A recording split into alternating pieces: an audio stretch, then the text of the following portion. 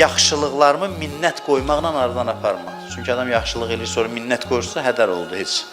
Elə hey istəyir məclisdə desin ki, filan işi mən gördüm, filan kəsə mən kömək elədim, heç.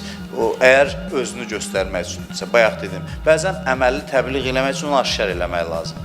Özüvü yox, gördüyün işi təbliğ etmək üçün. O, mütləq lazımdır. Xüsusilə indiki dövrdə ki, təqdimata cəmaat daha çox süni şəkildə fikir verirsə, biz süniliyə yol verməməliyik. Biz təbii olaraq bəzi işləri cəmiyyətə təqdim etməliyik ki, insanları rəğbətləndirək o işləri görməyə. İmam Hüseyn əleyhissalam buyurur ki, İ'ləmu ənə həvaicən nas iləykum min ni'amillah aleykum.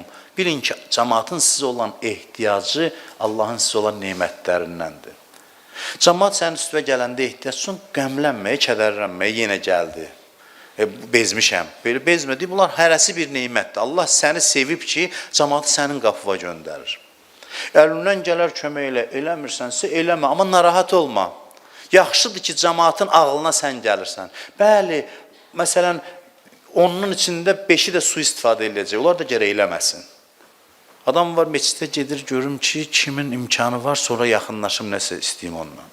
Bu niyyətə meçiddə gələn adamlar var, təəssüf ki. Söhbət buradan getmir, hər yandan. Gedir elə adamları güdür, görüm, onun maşını necədir, bunun fırış. Gedim ondan nəsə bir şey qopardım.